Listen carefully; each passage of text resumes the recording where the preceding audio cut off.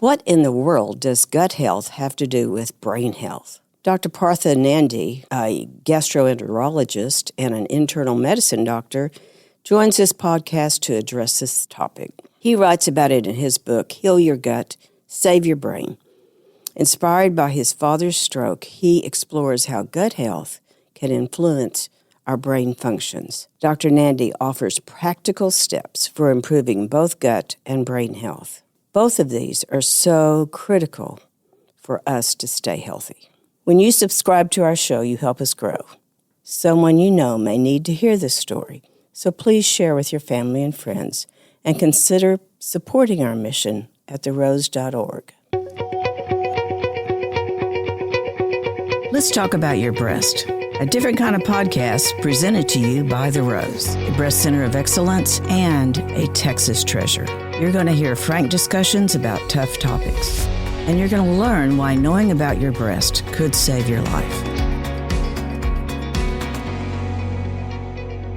Dr. Nandi, it is just so good to have you with us today. So for our listeners, will you just tell us what your specialty is? Yeah, I'm a gastroenterologist. Well, thank you for having me first, Dorothy. I appreciate it. And I'm a gastroenterologist and internal medicine doc. So that's my traditional practice. And you've just written this incredible book, which is so easy to read. You know, I've read a lot of different things about gut health, but this one made some sense for a change.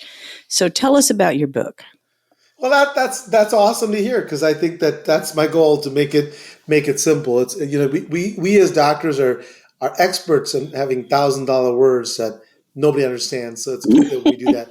So this book, let me just tell you what the motivation was. My dad, to me, who was my big superhero, had a stroke, and this is a healthy guy. By the way, my dad was a brilliant man, unbelievable. So if you ever drive down the road in Texas or wherever you are, and it's nighttime, and you'll see these little reflective tape at the side of the road. Well, he made that. He also worked with the U.S. Air Force, for example, and there's a bomb that was made in the runway. Well, he had a polymer that in 30 minutes would have a runway that was just as strong. So this is a smart, unicorn, brilliant, smartest man I've ever met. And I was a practicing doctor when he had the stroke. We did the whole workup, Dorothy, and everything was negative. And we were at a loss of why he had the stroke. And I was said to myself, what could I have done differently? At the time when he had the stroke, it's like 2007, 2008, we didn't have the information we do now. But now we know that the gut and the brain are intimately related, meaning that they talk to each other all the time, and they send signals all the time. And I joke with my kids that they talk to each other more than two teenagers at a Taylor Swift concert. That's how much they talk. And they're constantly sending signals. So there's this fiber optic almost network, I call it, called the vagus nerve, sending signals from the brain to the gut. So the gut has to be healthy for the brain also to be healthy. In addition, we know that the gut, here's the story, right? The gut, between blood on one side and poop on the other, is one cell layer thick with some mucus surrounding it. So it's very easy for stuff which is in the poop to go into your blood if the gut wall is not strong. And what happens is that when the gut wall is not strong, when there are tiny leaks, imagine cheesecloth and having tiny holes in it, little particles can go through, beginning inflammation, because your body doesn't like particles going into the blood. Mm-hmm. And that inflammation then spreads to the brain and it causes problems. So that's the second way they're connected. The third one is that, people talk about something called neurotransmitters or feel-good hormones. Serotonin is one of them. We talk about multiple drugs that the pharmaceutical industry has that increase the serotonin and boost it. Well, the gut makes over 90% of the serotonin that then goes to your brain and the rest of your body and helps its effect. So the gut and the brain are intimately connected. In this book, I talk about how they're connected, what the state of our gut health is, which is not great, and how we can make changes to really help your gut to become healthy and hence help your brain to become healthy. The statistics are startling, Dorothy. It's every 3 seconds someone is diagnosed with dementia. Every 6 seconds someone is diagnosed with Alzheimer's.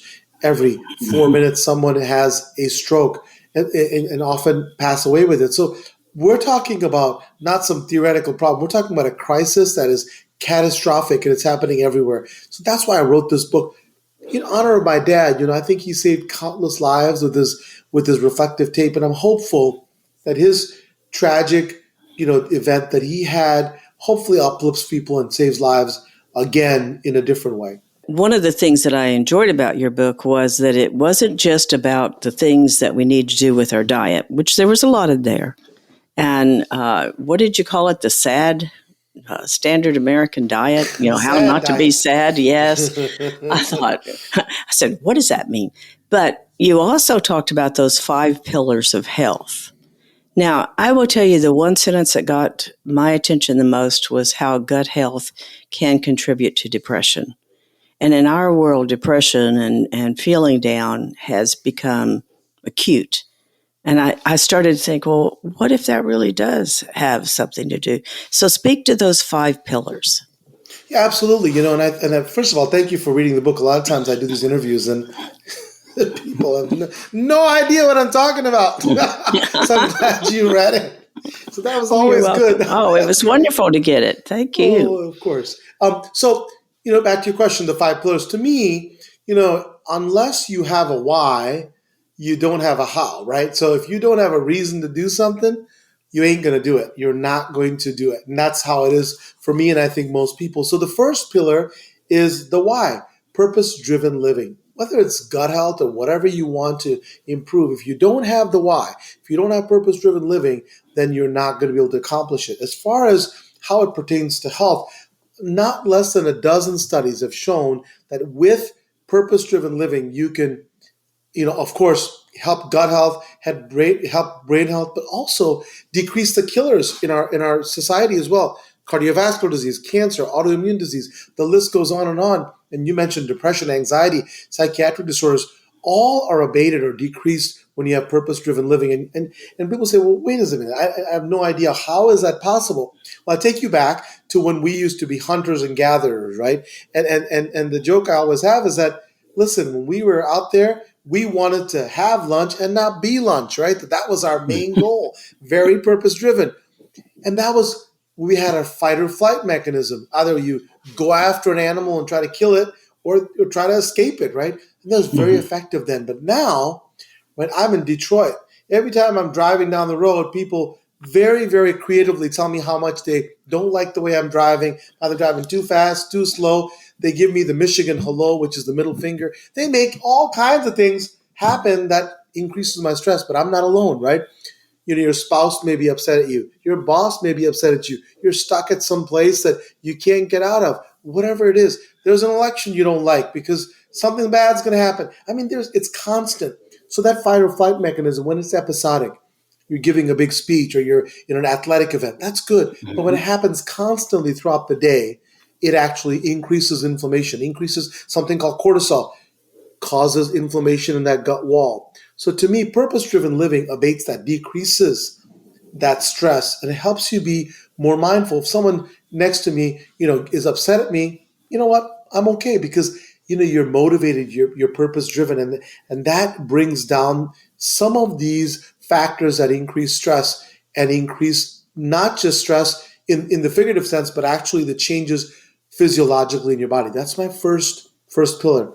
The second one is what we talked about a little bit, which is food.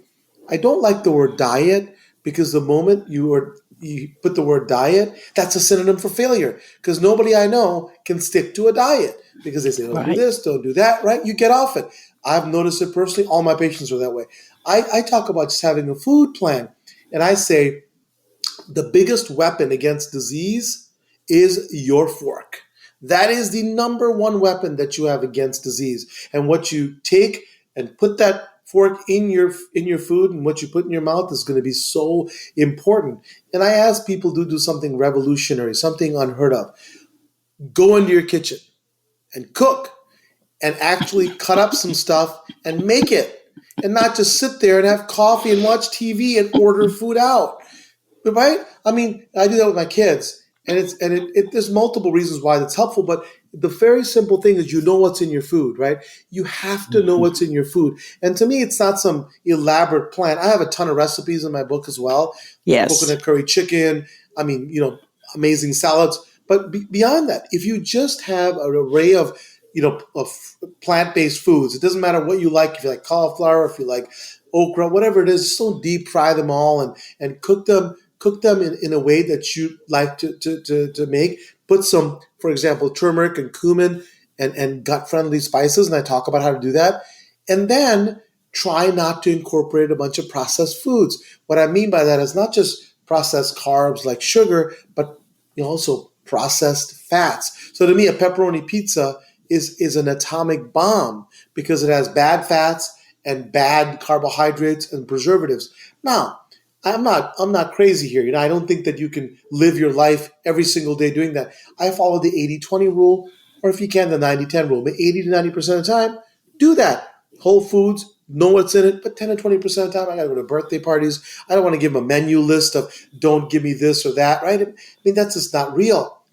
But if you do it 80 to 90% of the time, you're still doing better than 95% of our country and the Western Hemisphere. But what it does is feeds that gut, and it feeds that gut microbiome. That's the trillion-member army in your gut. Bacteria, viruses, protozoa, fungi that actually can uplift your health because they're the mediators. They're the ones who are making the stuff that's making your gut wall healthy. They're making short-chain fatty acids. They're making the neurotransmitters like serotonin, the feel-good hormone.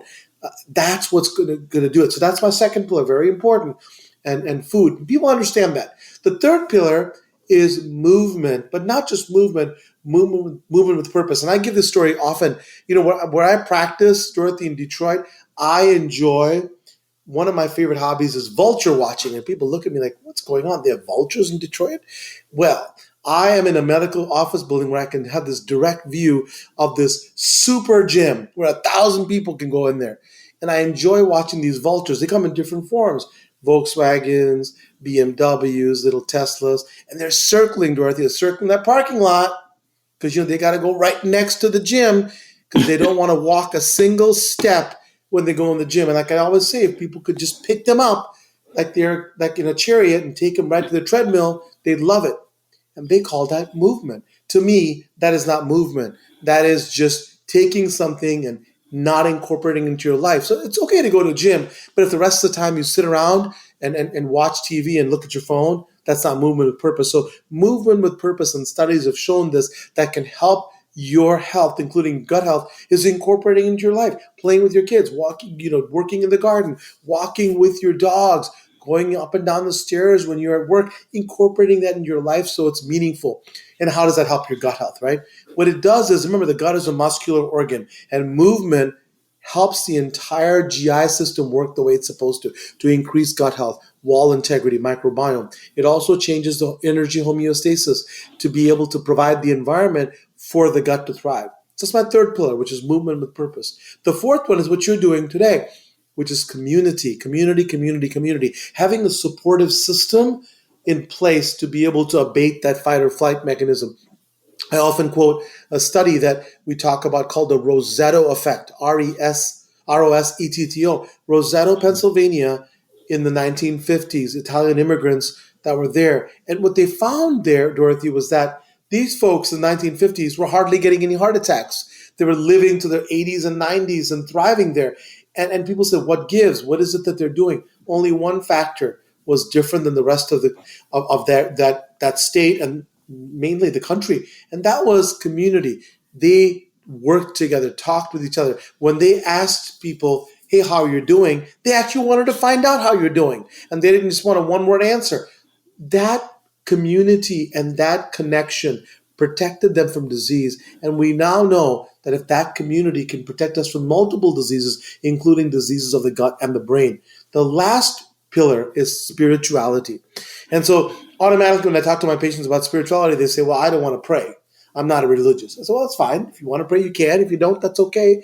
But you can just do something as simple as breathing for 5 minutes and just not doing anything besides that. If you want to do yoga, if you want to do Tai Chi, I like to meditate. But, whatever you can do to just have an idea of what your place is in this planet. We're a society and now a world of isolation, right? We often are lost in what we're doing, and that results in some of the things you talked about, depression, anxiety, but it also changes the level of inflammation in your gut, and that leads to inflammation in the rest of your body. So to me, the five pillar system is tremendous. And if you met my kids, Dorothy, and you say, hey, who is your dad's favorite superhero? You would never hear Superman or Spider-Man. It'll always be one answer. It's Batman. And why is that? Because he is an ordinary dude that has a bunch of weapons and cool cars that make him powerful. And I would offer that people are like me that are normal, but if they have these tools, these five pillars, they become health superheroes and can really change and uplift not only their gut health and their brain health, but their overall health. We have many blue zones in the world that people are living to their 90s and 100, Dorothy, not in nursing homes, not stuck in tubes, and barely recognizing people are thriving in their communities. And they follow some of these principles I talk about. And it's all evidence-based. It's not just me talking about this intuitively, but you can see evidence of each of these pillars. That is so important. I was so glad you said, when you said spirituality, people went, I don't want to go to church. I don't want to do this. And that is not what spirituality is. In fact, one of the values of the Rose that my employees put together was spirituality. And I said, you're not going to find that as a value in an organization that is not faith-based. But they were so clear that what we do, we can't do it by ourselves. And we are doing it for a whole different reason. And you can't live in this breast cancer world very long not to appreciate the importance of connections. If we don't have that support system, I see it over and over again. And it doesn't have to be huge. It just needs to be those people that you love and love you and are there to really give you that sounding board. I love that you said you can eat out once a week. Yes. Instead of it being you shall not eat out. But who does not eat out? Come on. I think that was part of the genius of your book. The magic was that you gave us some things we could do, not everything that we couldn't do. So when you have kids, when you have kids, you got to be real, because you have to go to those birthday parties, and they only have one menu item typically in every one of them, and that's pizza, and that's it. Right. Well, whenever you're feeding a big group, it's the easiest thing. That's right.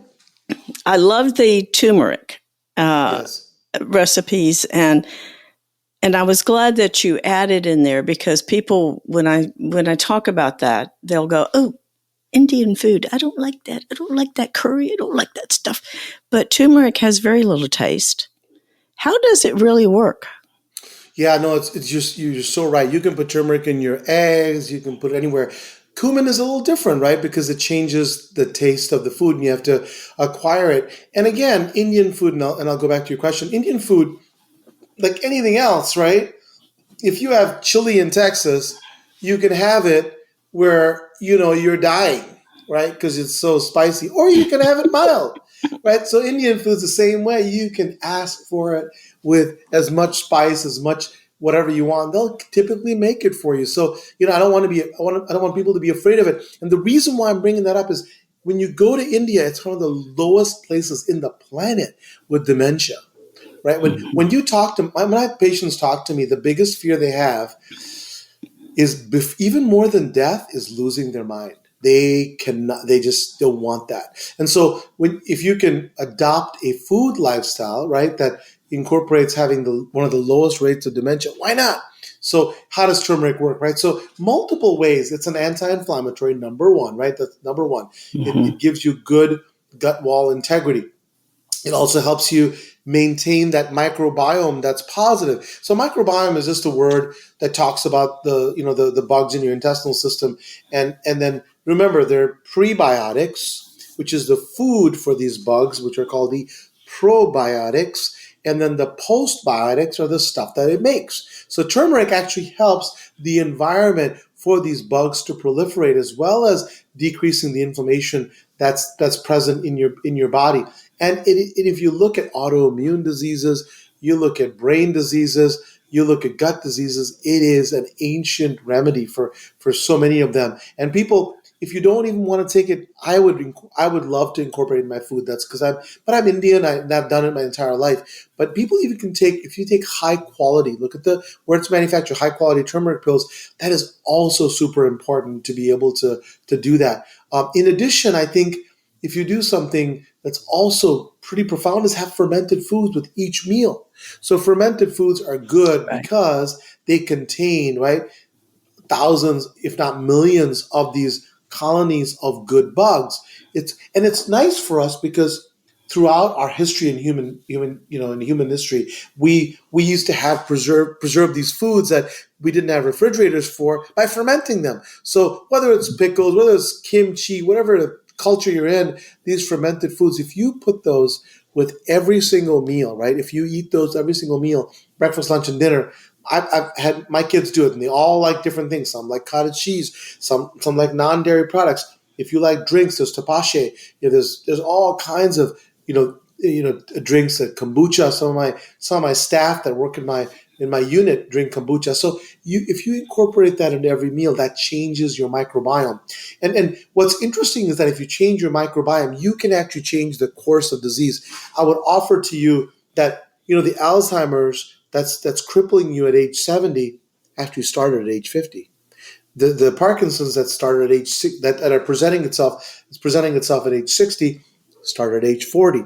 You can see changes in your gut wall called Lewy bodies that you see in your brain when you have full-blown Parkinson's. So the time to act is not only when you have the problems. A lot of people say, Doc, I'm good. I don't have any problems. It's when you don't have symptoms, you can prevent them. And you can change the equations by doing some of the simple things we talked about. In animal studies and human studies, we see. So, for example, with stroke, which my dad had, if you look at mice, Dorothy, that young mice that have strokes, but they've been given the gut of an older mouse, they often die or have horrible outcomes. Conversely, if you have older mice and you give them the microbiome of a young mouse, they thrive.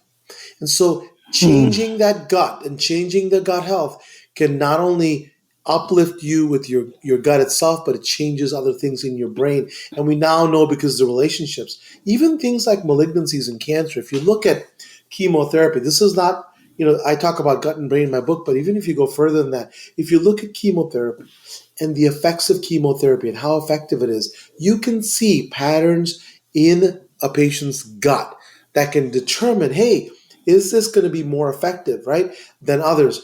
Remember, the way chemotherapy, as works is by attaching itself to certain cells. But if you don't have the right environment to be able to make that successful, right, and you have gut inflammation, you're continuing that cycle of inflammation that started this whole process. Even cancer, right? Virtually all diseases begin with inflammation. If you don't decrease that inflammation, you're basically going upstream the whole time, and changing your gut health can change that equation. And what you were saying about the inflammation is so important. I mean, we hear this all the time. I don't imagine any country or any civilization is not concerned about brain health right now. I know in the United States, oh my gosh, the people that I know who have lost loved ones are dealing with loved ones going through that. It's extraordinary. It is. It would be fascinating if we had something, and I don't want to say as simple as this, but it is in many ways simple, that could really but it impact takes guts, right? It takes guts. I mean, when you drive back to your hometown, every billboard has a sign that attracts you to do something against any of those pillars I talk about, right? Don't have purpose-driven living, just do this. It's simple, right? Right. Don't exercise, take this pill, right? You don't need spirituality, you don't need prayer, you don't need nothing. All you need to do is watch this video or do something. It's everywhere. So although it's simple, it's incredibly brave to be able to do the things that you do. Because the problem is that concept is simple, but why are 99% of people not doing it, right? Because we have so many other choices that seemingly are easier. And I'll tell you, you talked about the world, right? And it's not just the United States that's suffering from this.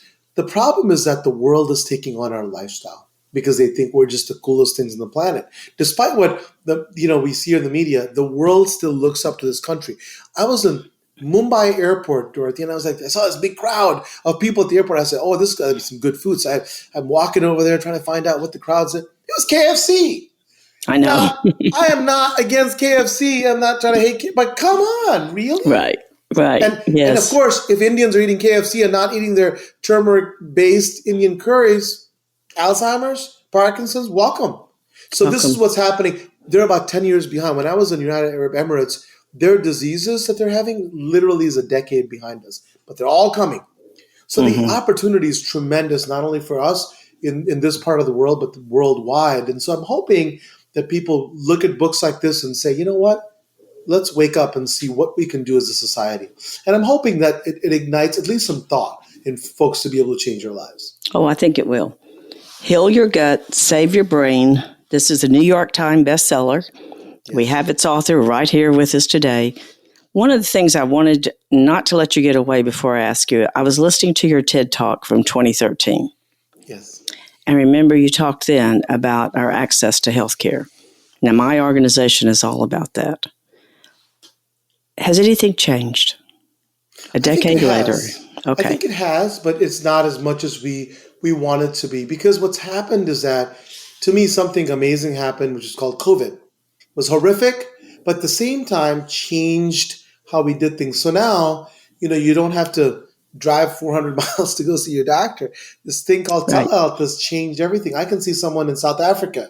I can see someone in Texas. I can see someone anywhere, at least to be able to give them some advice. And I think technology, and I talked about it then, technology is going to be, people poo-poo it, but technology is going to be the factor that connects us and connects us in ways that it never did before. And with what's happening with artificial intelligence, unfortunately, there's not enough of us out there to be able to take it. And so if we have ways in which we can examine someone, and really be able to look and feel and touch where we couldn't before, it's going to be a good start to be able to deliver that. I mean, think about it. If this is 1950s, nobody would hear this, right?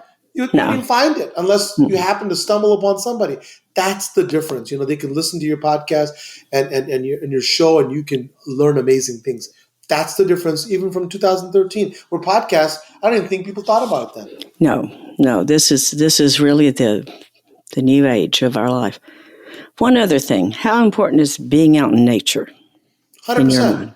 100%. I think, first of all, movement is huge, and being out where we're supposed to be is so important, meaning that just, again, talking about just breathing and stopping. When you breathe and you concentrate on breathing out in nature, guess what you're not doing? You're not thinking about your job. You're not thinking about your kids or whatever the heck it is that's bothering you. That act by itself is enough to be able to reduce some of that fight or flight and that cortisol just for a few minutes. You do that 10 times a day, boy, you're changing your life. That's absolutely, totally believe in that. Thank you so much for being with us. Any last words for our listeners? Well, what I want to let them know is that change like this is not monumental, meaning it's not unreachable. Just make simple steps in these 5 pillars every day, and you can reach your goal in no time at all. Great advice. Thank you again so much for being with us. And again, you need to read this book. It is so good. Tell us again what its name is. Yeah, Heal Your Gut, Save Your Brain, and it's available anywhere books are sold, Amazon, Barnes & Noble, whatever. You go to books, go to our website at AskDrNandy.com. You'll be able to find it. All right. Thank you again. Thanks for having me. Thank you for joining us today on Let's Talk About Your Breasts. This podcast is produced by Speak Podcasting and brought to you by The Rose. Visit therose.org to learn more about our organization. Subscribe to our podcast, share episodes with friends, and join the conversation on social media using hashtag Let's Talk About Your Breasts. We welcome your feedback and suggestions. Consider supporting The Rose. Your gift can make the difference to a person in need. And remember, self-care is not selfish. It's essential.